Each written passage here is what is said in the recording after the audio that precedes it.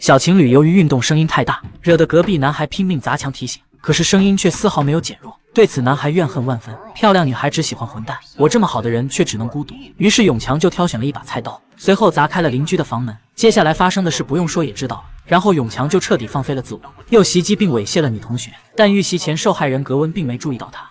He pushed me past the playgrounds, into the bushes. He grabbed my breasts, lifted up my skirt, groped. He didn't rape you? No. He didn't seem to know what he was doing. 当我推开他后，他就拿刀捅我，并且一边捅一边数数。但是数到11的时候，他就停下了，然后跑了。Did he say anything else? He said, "This is your fault, Gigi. You missed your chance." 接着格温解释，琪琪是我以前的小名，可从9年级开始就没人这么叫我了。那这说明凶手小时候就认识你。不料格温却否认了，他保证从前没见过这个人。这可就麻烦了，警察也感到一时头大。而就在他们百思不得其解之际，突然又传来了坏消息。又发生了一起强奸未遂案，受害者海莉在家门口被捅了15刀。He grabbed my breast, my legs, tried to stick his fingers inside me. He tried, but he didn't rape you. I pushed him away. I screamed. I told him to get his effing hands off me.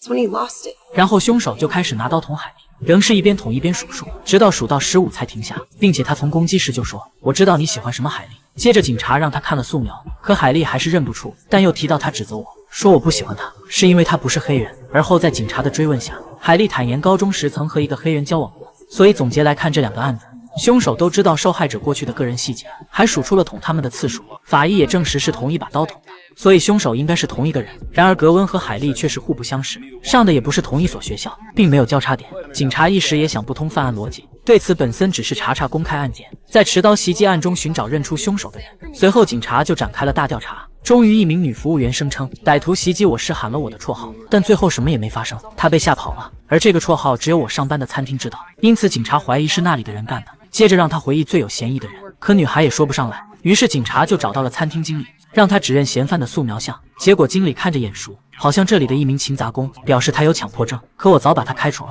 因为曾有一对小情侣在这里亲热，结果他却故意把冰水洒到了女人腿上，这让我接受不了。接着提供了那人登记的员工信息，据此警察找到了他的照片，先让格温指认。结果当看到照片后，格温竟一下就认出了永强，确定他就是凶手。也回想起永强是初中同学，只是从11岁后就再没见过了。他很害羞，经常被同学们取笑。接着海莉也认出了永强，想起他是弟弟的高中同学，并表示永强曾邀请我跳舞，可他不过是个矮子，而我当时正在和黑人球员交往。随后警察给了一个眼神，海莉立马就明白了，我当时15岁，所以他捅了我15刀。至于第3个女服务员，根本记不得永强了。所以最终的调查结果是，那些受害者都曾在永强的生活中留下过无视的痕迹，其中2人认出了他。于是本森立即下令逮捕永强。然而当警察硬闯进永强家后，里面却早已人去屋空，不过却发现了厚厚一叠宣言，大意是你们都该为我的孤独负责。还有就是几盒空了的子弹盒，据此推测永强至少有2把枪200发子弹，同时电脑也开着。而里面最后一个视频竟是他记录杀了一个女人。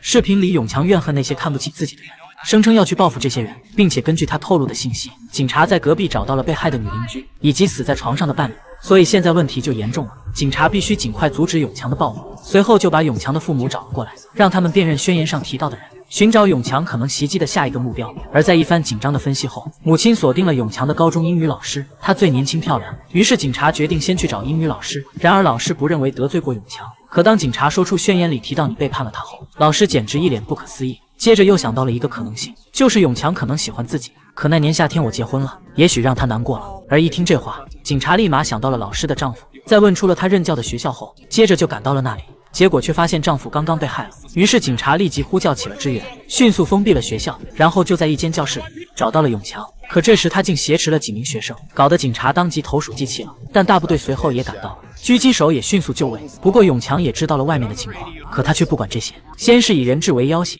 缴了2人的枪，但他只愿跟阿曼达交流，还让他把男警探绑了起来，并明言嫉妒对方的帅气，断定他7、8岁时就开始玩亲吻游戏，15岁时就发生性关系，甚至恶意猜测你俩肯定做过。而见永强心里已经这么扭曲，阿曼达没有选择强硬对峙，而是假装共情，疯狂夸赞永强很是特别，那些小姑娘根本不懂你。结果永强听了这些话很是受用。 Thoughtful, guys, polite, the kind that will hold the door open. You don't have to be macho. These girls think you do. Women don't. There are things I want to tell you. adult things. Not in front of other people. Private things, you know, just for you.